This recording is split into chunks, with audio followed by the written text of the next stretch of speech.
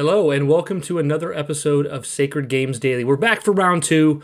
That means we're going places. We didn't know if we'd be here, but we are. And we got a lot of news on the docket today. We just wrapped up the Xbox partner preview, and that's amidst many other things from different studios and different publications we want to talk about today. So I'm back with Joe. Joe, are you excited to get all this talked about in 30 minutes or less? Yeah, let's do it. Let's do it. Let's see if we can get all this nailed down. Joe was like, we're only doing 30 minutes still? And I'm like, yep. He's like, okay, then. I already cut out a few things. So here we go, guys. We're going to get right into it. The Xbox partner preview just wrapped up less than an hour ago. It was about 30 minutes long. It was going into different games coming from partners onto the Xbox. And there's plenty here to be excited about. I just think for me and Joe personally, there's not a lot. We're going to kind of just touch on what was there and speak maybe at length on some things we like, but for the most part, kind of go pretty quick. So we're going to read this from IGN's kind of roundup of what was announced. Microsoft held its second Xbox partner preview event, where the company spent roughly 30 minutes highlighting third-party games coming to Xbox consoles and Windows PCs down the road. We have the announcement of a game called Unknown 9 Awakening. I guess it's maybe the game's been announced before, it looks like, but there's a new trailer. Joe, did you have any thoughts on this? You watched the whole show, didn't you? I watched some of it while I was at work, but I missed like kind of the ending of it. But it looked okay. I mean, it's not my kind of thing, but it kind of has like a sort of Star Wars, not Star Warsy, but it's got like force powers and stuff, and it's like an action and adventure game, it seems. But yeah, it looks cool for the people, but I have nothing ready to say. Yeah, I really either, but I think it's just worth calling out what was here. The other game mentioned following up is Sleight of Hand. It's from Framed. I think they meant to say Famed creator. It's a misspelling on IGN. Joshua Boggs. Joshua Boggs, the developer behind the mobile game Framed. Framed creator. Okay, my bad. I thought it meant it is a video game, yeah. Has announced his next project, Sleight of Hand. Like his previous project, Sleight of Hand, is a noir game with stealth gameplay. Did you see much of this? I saw the trailer of it, but it didn't really show enough for me to get excited. I mean, I love stealth games, so if it has that style about it, and it doesn't look to be hardcore stealth like, the Splinter Cell games or even some of the Metal Gear stuff like later on down the line. But yeah, I mean, if it's stealth, my ears are pricked, but aside from that, I'm not really that in tune with it. So yeah. Moving on to this next game, Joe, this is actually one that I thought looked kind of cool. Maybe I would be interested in. It's 11-Bit Studios' upcoming sci-fi game, The Alters, gets new gameplay trailer but no release date. New gameplay trailer shows Jan Dolsky, who crafted various iterations of himself as he tries to escape a lethal planet. I thought this looked pretty neat. What did you think about it, Joe? It's indie still, right? Or yeah, I would. But it looks great. I would say it's indie. Yeah, I mean, it looks like it's got the budget of an indie. But when I first saw the trailer, I was like, "Is this a Deathloop thing?" Because like it had this the sort of Ferris wheel kind of looking thing that was from the Deathloop trailers. But obviously, it wasn't. But it looks really cool. Like it has like sort of. It combines kind of, it seems to be like survival, base building, sort of roguelike mechanics with sort of Fallout sheltery management style stuff, which I'm down for. I mean, it looks cool. The aesthetic looks awesome. Having to get back into the ship by sunrise because it's fatal or whatever. Very cool. I like the idea of having like different the main character that has different personalities. Yeah, it looks really good. It's funny you mentioned Fallout Shelter because I saw someone make the joke online that this was Starfield Shelter, which is pretty on point there. Yeah. But yeah, I would say that's one of the highlights of the show for sure. The Alters, that looked pretty cool. The next game they showed off was Creatures of Ava. Looks like a more cozier version of Palworld, is what IGN says here. Creatures of Ava is a non-violent action-adventure game set in a fictional world filled with monsters. Players control Vic, who uses a flute to tame wild creatures suffering from an infection instead of fighting to eradicate them. Yeah. That's pretty interesting. I think it's worth saying that basically when any kind of game pops off, you have a million copycats, right? And Palworld itself is a copycat of Pokemon. A lot of these kind of like survival games are just copies of prior survival games. Copies isn't the right word, but definitely influenced. And I think it gets to a point where it's like, there's no possible way I could play all these or even want to engage in all these. For sure. They all have such a similar premise. So Yeah. Well, I think it's great the new games are coming out with familiar features. It does kind of get hard to not get lost in the weeds of like, oh, this is another Pokemon-esque thing, or this is another survival-esque thing. Did you have much to say on Creatures of Ava? No, I mean, it looks really cool. Like, it looks like it scratches that itch of, like, the article says, and you say, the cozy game, but it kind of reminds me of kind of like Pokemon Snap in many ways, where there's a part where you're taking photos of the monsters in there, rather than, you're not killing them in this, and you're very much like the Pied Piper of the pocket monsters. But yeah, I mean, it's cool. It's not something that I personally care about. I don't think I'll ever play it. Yeah, awesome for people out there. Okay. This one was kind of strange. It had me going for a while because I was like, I thought this was a different game, and then it was Roblox. There's a Roblox game where you play as Chucky. Yes, Chucky the Killer Doll, but only for a limited time. It says, when you think of Roblox, the last thing that likely comes to mind is the fictional killer doll Chucky. Well, that changes today as Griefville Survive the Nightmare will allow you to play as a killer doll for a limited time. In a press release, developer Rocket Ride Games reveals that gameplay for Griefville will have players in a game loop where they spend the day preparing before nightfall as they try and endure nightmarish portals that transport them into unique game modes. What I think's more interesting than this game itself is that, and I know other people have talked about it before, but Roblox and Fortnite, and to an extent some other games out there, are turning into platforms themselves, where it's a game platform that is delivering other games within it. And I know that's kind of a relatively new thing. I mean, it's kind of been going on for a while at Fortnite, but at the same time, it was really only in the past year that Fortnite really dived deep into it with like the Rock Band-esque thing they had and the Lego kind of Minecraft type thing. But I wonder how much we'll see this going forward, where there is games that act as a platform for other games, where it's not so much about Xbox or Sony or Nintendo trying to sell you Roblox or Fortnite, or it's Roblox or Fortnite itself selling itself to you on all of these platforms and then delivering other games inside of it. As a I'm not old. I don't mean older gamer as in old, because I'm not old, but like as in a gamer who's been gaming for 25 plus years. Yeah. I don't really have interest in that type of gaming where it's like games as a platform where you go in the game and there's other games. I kind of hate it, but if I try to back away from my bias, I could see this being like a really viable, awesome thing for futures of the future of gaming for other people. But I think I'm kind of stuck in my old ways on that. You feel similar to Joe? Yeah, I just don't care. The start of the trailer actually looked more interesting than the rest of the trailer, because it kind of like built up this like setting and the scenery and stuff, and it kind of it had like a cartoony like stalkery vibe about it, where they're like monsters in a very like grim sort of. It seemed like Eastern European. I was like, what is this? This way creepier than you'd expect for Roblox. Yeah, and then it was like. And then I saw like the characters moving around and stuff, and like shooting each other or whatever, or running away from Chucky or whatever. And I was like, "Is this Roblox?" Like, and then it was, and I was like, oh, "Okay, that's very strange to see." Like a expand, because the thing is, I always associate Roblox as kind of people making their own DLCs and stuff and putting it into the game. But in this case, it seems like this is an official expansion from Roblox themselves, which I mean is dope for the people that like it and the younger generation that likes this stuff, but. No, miss me. Yeah, dude, I'll never forget that. Like, it was literally like 10 to 12 years ago. My little brother was playing Roblox at my parents' house when I lived with my parents when I was younger, and he would ruin the internet connection for everyone because it would suck so much bandwidth. And I remember just thinking my brother was such an idiot for playing such a dumb game. And little did I know, a decade later, it'd be one of the biggest games in the world. So, what do I know? Moving forward. The long-awaited sequel, The Sinking City 2, is out next year. I don't personally know anything about The Sinking City 1, Joe.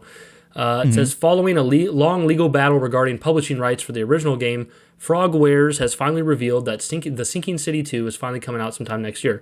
A survival horror game set in the 1920s on Unreal Engine 5, semi-open world. Joe, what do you have to say about this? I know nothing about it. Well, Sinking City 1 was, as far as I could tell, kind of like a horror...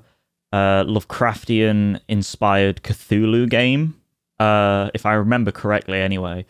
And it had like a lot of problems, I think, with like, I don't know if it was like something with the publisher and the developer falling out and stuff like that. And it was really weird. Like, it all fell out of touch and stuff. But Singing City 2, it looks cool, but it is a complete CG trailer that really doesn't do much for myself as someone who's never played Singing City 1. And I think the first one was a little bit buggy when it came out as well, so that kind of put me off. But I mean, it was apparently a very successful cult game. It had a lot of fans to it, so it looks all right from a CG trailer, but aside from that, I can't really say much on it. Moving forward, Final Fantasy XIV Online is only a few weeks away from releasing on Xbox. I'm going to have more to say about this later when we get to a different article with Final Fantasy. I have something to kind of bundle with that, but it is going to be coming to Xbox March 21st, so very soon here. If you're somebody who's a fan already and wanted to play it on Xbox, or you wanted to play it but it wasn't on Xbox, that'll be coming shortly. You don't have any interest in MMOs, right, Joe? No, MMOs are completely a miss on me. Too much time needed. Okay, I'm going to pass this one over to Joe immediately because this is his thing for sure. The first 3 Stalker games are getting remastered for modern consoles. If you were planning to play the upcoming Stalker 2, Heart of Chernobyl, but have yet to play the first one or its other entries, today's Xbox partner preview revealed that Stalker, Shadow of Chernobyl, Clear Sky, and Call of Pripyat are all getting remastered for modern consoles. The remaster compilation got a stealth release today titled Stalker Legends of the Zone Trilogy. Joe, pop off about it. Yeah, I mean, this is a weird thing. This doesn't excite me at all as for me. Because I play this game on PC and have played all 3 games multiple times on PC, and I've played modded versions of this, whether it's Gamma, Anomaly, whatever, Misery. But this coming to Xbox is such an amazing thing because this series has been locked on PC for a long time, and the reason is because functionally speaking, it's always worked the best on a keyboard and mouse, with all the binds you can possibly use. But they've kind of, for the lack of a better term, they've kind of localized it for a controller, and now they have like radial menus, so it works better. I mean, I think it's great. This series is absolutely phenomenal. The vibe about it is amazing. It just looks perfect because at the same time it's coming out just before Stalker 2 is, so perfect. It's releasing at the perfect time, and I'm so happy for all the Xbox gamers that get to play these games. And I love that collection title as well, Stalker Legends of the Zone. That's a badass. Yeah, this is really surprising because like I could have seen personally, I would have guessed like, oh yeah, they're probably going to bring a Stalker game to Xbox, but they just choose like one. This is like, yo, here it all is remastered together in one compilation. This is awesome. I mean, this is going to, not only is it going to interest more people in the new Stalker, but other people who just buy new games, who buy Stalker, and then are like, oh, I like this series now. There's an easy way for them to go back. And do you think you'll ever go on it? I'm interested in it now that it's on console. Just like a lot of things, I can't put it into my for sure purchase, but I mean, my interest in Stalker 2 increased now that there's I have a gaming PC. I could play the Stalker games anyways, but I was more likely to play them on console. So yes, 100%. So this is great. Yeah, that's probably the biggest news for us, honestly, out of this. Bigger for you probably, but definitely. Moving forward, we have Monster Jam Showdown is a new racing game with monster trucks. If you were looking for a new racing game this year, Monster Jam Showdown might be the one you were looking for. Players will endure various arcade off-road races in an array of monster trucks. This isn't something I have any interest in, but I remember being like a little kid and having this monster truck game for my Nintendo 64, and this just gives me like vibes of that, like where games could be like simple premise and be fun, and that's kind of cool that we're getting that. Yeah, yeah. It kind of ties into like what we say about like not every game has to be big AAA budget or just tiny indie. It can be, there's like a middle ground space for this. And for all I know, Monster Jam Showdown could be somewhat indie, but it's giving me like middle of the road vibes, like kind of AA vibes. Yeah. So. Yeah, it looks cool. I'm not really like one for a lot of racing games nowadays because my time in gaming is kind of small as it is without these things, but I mean it looks cool. It's a mud runner game. So mud runner is like it's kind of hard to explain this, but like a mud runner game is kind of an immersive trucking game that started on the PC with like spin tires and stuff, and it has like incredible mud textures and mud detail and physics and stuff, but it's cool to see it kind of get more into the racing scene, the arcade racing scene over the simulation stuff, and awesome. Sweet. Another standout from the show was the first Berserker Kazan, which, correct me if I'm wrong, this is the one I was watching that kind of looked Soulsy, right? Yep. Yep, Soulsy. It looked awesome. It's only like what, $20 I think coming out. Oh wow, I think I read it was $20, or you could buy some other version for $40, but it's cheaper. I mean, the problem with like the Souls-like thing is that I only have enough interest in Souls games to play the Souls games that come out. I'm the same. So if you're a Souls-like, it's not that I don't think you're good enough to deserve my time. It's just my interest is not there for 3 or 4 Souls games a year, which is what happens when you have like your Lords of the Fallen, your Lies of P, the first Berserker Kazan. So I hope this does well for them. It looks good at a good price. I think this could do well. So yeah. Yeah. I mean, artistically, it looks incredible. It looks pretty smooth comparatively to there's been like a Clockwork robot game. I can't remember exactly what it's called, but it's based within like an alternate version of the French Revolution and stuff like that. And it looks not as smooth as Lies of P and stuff in terms of the gameplay, but yeah, I mean, it looks good. It looks on par with like that Lords of the Fallen game and stuff. It's more for that subgenre. So I won't play it, but it's definitely something cool. Moving on to another bigger announcement. This is a series that I don't know that I'll ever get into, but part of me is just like, if I had unlimited time, I would definitely invest myself in this series. Persona 3 Reload, which was a like remake, remaster of Persona 3, it was announced it's getting Episode Aegis DLC announced, which this is kind of exciting for people because this is essentially an older game that's been remastered, and now it's getting new DLC. This isn't like adding on content from the old game. This is a new expansion. So I think this is really neat because this gives an opportunity, like an idea for what we could expect from remakes in the future. Like, I don't think we'll get this, but like Resident Evil 4 Remake, we could get a DLC where you play as Albert Wesker, even though that's like a remake of a game we played that never had that. So I think this is neat, and also Persona 3 Reload has gotten a lot of praise, and this game's beloved. So I think this is great. You have anything to add to that, Joe? No, I really don't know anything about Persona 3. Like, as I'm getting more into Final Fantasy, the concepts of the game and stuff is the games of Persona are becoming more enticing to me with that turn-based style of it. But overall, I'm still kind of behind that curve when it comes to the art style and stuff like that. So maybe one day, but for now, this is cool though. Like you said, of the new DLC that was never in the original. So yeah, awesome. Last 2 announcements are all bundled together, and see if you have anything to say on it, Joe. We have Frostpunk 2 gets a July release date. This is from the aforementioned 11-Bit Studios. And then there is also what was rumored, or not, what was announced to be here. We talked about it the last episode we did. Kunitsugami, Path of the Goddess official gameplay from Capcom, and they announced that it will be released sometime this year. Did either of those games, Frostpunk 2 or Path of the Goddess, interest you, Joe, or what do you think? No, I know of Frostpunk because I think it was mainly a PC game, if it was entirely a PC game back in the day, but it had a unique style about it. It was like more survival strategy, like keeping your settlement alive, as far as I'm aware, obviously within the frost and hypothermia and all this stuff. And then Kunitsugami, I mean, I'm intrigued by it. Artistically, it looks incredible, but I'm not really that intrigued by either of them. I probably won't play either of them, but it's cool. So what do you think, Joe, as like a kind of in a very typical Brian thing to do, like to put a score on this? This is just a 30-minute Xbox partner preview. I think the expectations are set really well. There's a lot of games here and announcements in 30 minutes, knowing that it's not going to be Xbox first party or anything like that. Yeah. Ooh, how do you feel? Like, I feel like for what this is or what it was announced to be, it's a 9 or a 10. I feel like it's everything you could expect from this type of show. Do you have a different thought process on that, or do you feel similar? I think that going by like a 7 is a good and 8 is a great, this just sits more around there for me rather than the 9 and the 10, just simply because like a 7 or 8 in this context for me when talking about these shows is that this is kind of like, that's kind of like what you expect. There wasn't anything crazy like that would be like a 9 for me, 9 or a 10. So I guess I thought maybe like Stalker would bring you up a bit. Yeah, maybe, but maybe that's not enough. Not enough.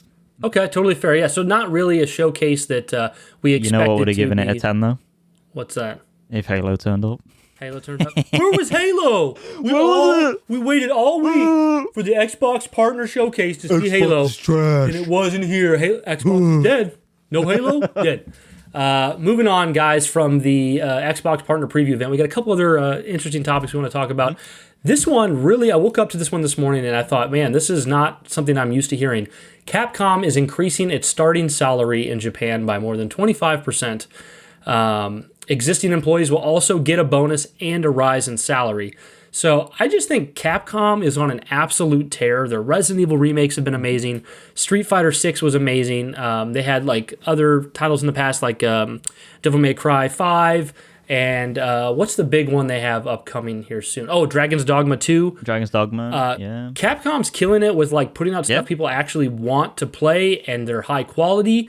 And now they're increasing the salary, where all we're hearing everywhere else is like people are getting laid off and screwed over. So I thought this was worth shouting out because I've loved their output, and I love hearing this news that they're treating their employees better. What do you think, Joe? Yeah, 100%. It's lovely to hear. It's lovely to see. It's so annoying, and it's so like the industry right now is so apathetical when it comes to like the employee side of things in these companies, in these big conglomerate companies. It's a shame when you hear about the negative stuff. So it's really nice to see when you hear stuff like this. But I mean, it just goes to show from a gaming sense, like if you listen to your audience, you listen to the industry, you put out feelers, and you act on those feelers, and you give people what they want, people will buy your games. And when people buy your games, you have the money to sustain your studios. And I think this is telling of that. Capcom had a serious problem in the 7th generation. They kind of fell by the wayside because of the exact opposite of what I just said. They weren't listening to the fans very well and stuff, and they were going in a direction that was completely antithetical to what the fans wanted. But now they're killing it. So yeah, awesome, amazing news. We're in an era of Capcom having massive W's all the time. Yes. So I'm here for it.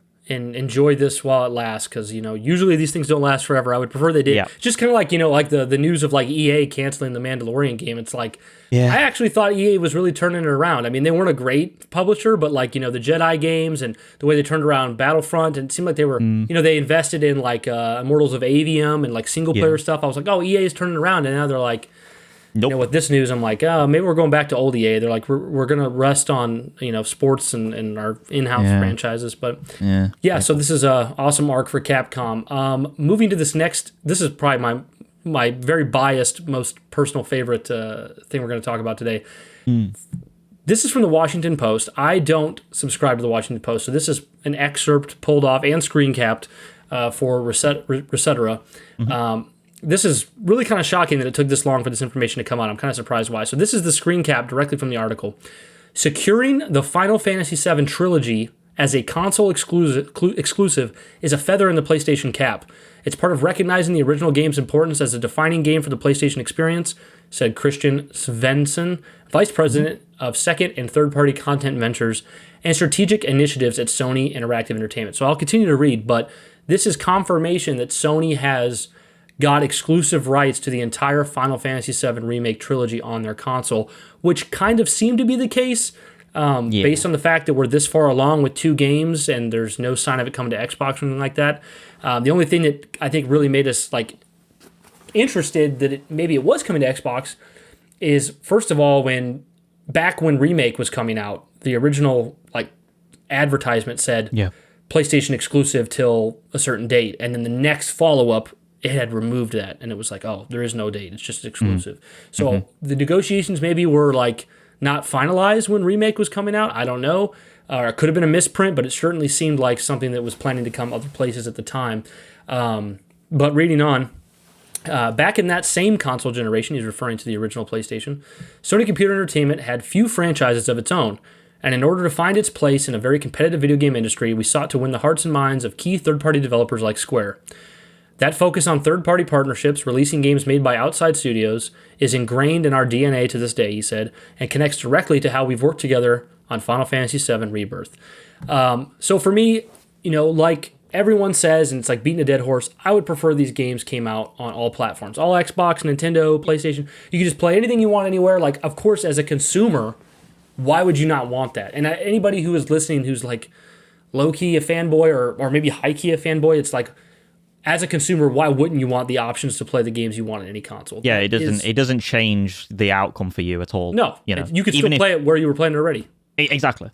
Yeah, so it changes nothing. So I feel like that is the right mindset to have. But I will say, putting that aside and understanding that that's not the case, if anybody had to lock up exclusivity to anything Final Fantasy, I'm glad it's Sony. And that definitely sounds very Sony pony, but like it says here in the article, I do feel that Final Fantasy is ingrained in what PlayStation is. Yeah. Part of their rise to prominence was what they did with starting with the original Final Fantasy VII, going into 8 and 9 and the spin-offs. And I mean, Final Fantasy's always been a PlayStation game to me. I mean, even in the Xbox 360 generation, that's finally when they said, hey, we're going to bring out the next Final Fantasy 13, to Xbox and PlayStation at the same time. And that I remember that really upsetting the PlayStation audience because it was their exclusive. But even since then, we've seen 14 didn't come over, which I want to talk about in a second, the MMO. 15 did come over, but then 16 didn't in Final Fantasy VII Remake, and Rebirth did not. A bit flip-floppy. But they got Crisis Core Reunion, which was interesting. So I think this just goes to show that Final Fantasy VII Trilogy is going to be on PlayStation. That's its home. I always kind of wondered how the budget for Remake and Rebirth is as big as it is. It's such a beautiful, huge budget, well-designed game. And I'm pretty sure Remake did not sell 10 million copies. And I'm not saying it needed to, but I think it's less than 10 million. And I would wager that Rebirth's probably the same. So I always kind of wondered, how does this make sense for them to pour so much money into these games?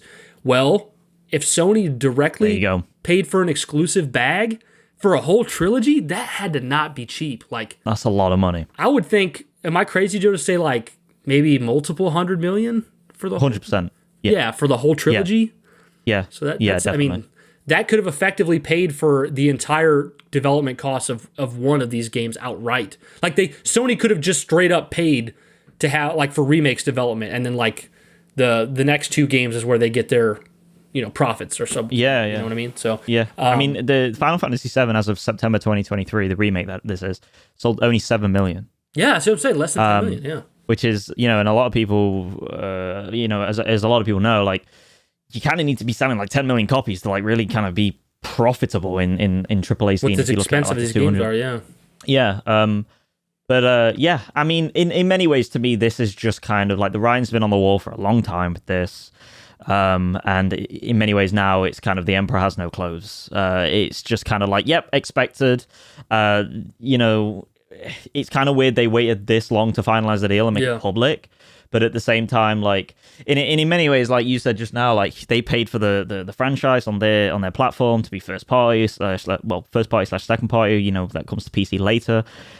For me personally, it's this justifies for me kind of the exclusivity even more than before in regards to on PlayStation's behalf, because obviously always people always bring up Microsoft buying all these studios, but PlayStation bought exclusivity rights to this. But it's well, let's be honest, PlayStation at this point, this might be my fanboy coming out, but PlayStation at this point are pretty much funding every single part of this game's development from the start to finish, And I like that you brought that up, because once again, this could very much seem like Sony pony of me, but does PlayStation's investment in the project, does that have some level of, how do I want to put this?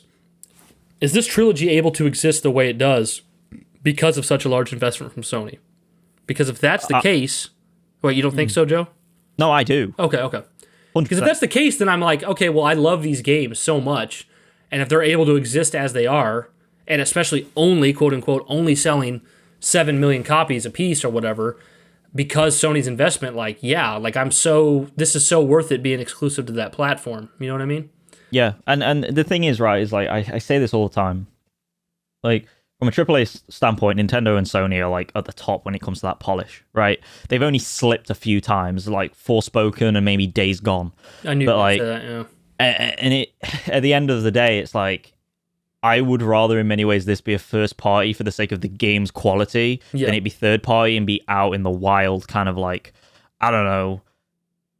We don't no one's sort of looking at this from a quality control perspective. Yeah. Sony is looking at this through a magnifying glass and is making sure every part of this project is working, while Square Enix develops it. So, because in many ways it's representative of the brand, Final Fantasy, like you said, is is a Sony brand as much as Yeah. a God of War is, a Kratos is. So yeah, not surprised by it, but also like it's a shame that this will never come to Xbox. But guys, get a PC, get that PC if you don't want it will be PS5. on PC though. There's like a delayed release, but it will be on Epic and Steam eventually. Yeah. So there's that option as well. Last thing I'll say about Final Fantasy, and then I think we'll just wrap up the show there, Joe. I think that's a good place to stop. We hit our 30-minute mark and covered some good topics, but. We talked about Final Fantasy XIV Online earlier and how that's coming to Xbox. And if you remember, it was like, 6 months ago, there was like Phil Spencer on stage, like shaking hands with Square and like, we're going to do whatever we can to make sure more Square games that we're able to bring come to this platform. I remember a lot of people kind of picking apart the like, what do they mean by games we're able to bring? And a lot of people assumed that this right here was the case. Like what they probably mean is like they can't bring Final Fantasy VII Remake and Rebirth over because they're not able to. They're contractually in this. And something I thought was really interesting that I never looked into deeper, and I wonder if this is true. I would think because of who it came from, it probably is correct, but Colin Moriarty of Sacred Symbol said that they paid to have Final Fantasy XIV developed / brought over to the platform. And his reasoning for that was that it's on Game Pass, and you have to pay for Game Pass to play this game. To play Final Fantasy XIV Online. And Final Fantasy XIV Online has a subscription fee. So you have to pay for the Game Pass and the subscription fee. Damn. And I don't know what the correlation is there, but like Colin Moriarty seemed like he was very like confident that Microsoft went out and said, we want this on our platform, so we're going to pay to get a version of it on our console, which, like that's really awesome that like Xbox went to that length to do that. But for me, it's just kind of like, man, we're at this point where Xbox has to like go out and seek and pay to get their slice of the third party just because the publishers don't feel it's worth it on their own volition because, you only got like a 20-some million install base with Xbox. So I just thought that was kind of sad. And I think this article about Final Fantasy VII Trilogy combined with that news about Final Fantasy XIV just paints a clear picture that they know where the money's at and they know what makes sense. And like that's why they were excited to be on stage with Phil because they probably were like, we just received a fat check for Final Fantasy XIV. It's not a new thing. It's already been out. Like we're happy to bring this over. You're paying for it, and whatever money is made on Xbox probably is not really where they were looking at the profits. They were looking at the initial check or deal that Microsoft cut them to bring it. So I don't know, Joe, do you have any final thoughts on Final Fantasy or anything else here? I know we wanted to talk about Dragon's Dogma 2 and how the previews have been amazing, and that game just looks like it's going to be a stellar release and maybe a Game of the Year type material, but we didn't get a chance to talk about it. What was your thoughts from you, Joe?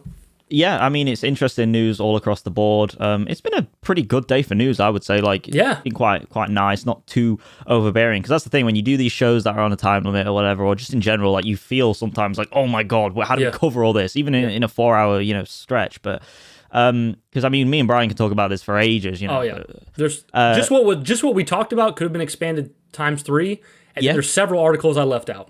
Yeah, 100%. But a good day for news. I mean, I'm just excited to keep doing this with you, dude. It's fun. It's a lot of fun. And hopefully people don't feel like I talk too much and you don't talk enough because I want them to hear Joe all the time, but I'm blabbing a lot. So no, never.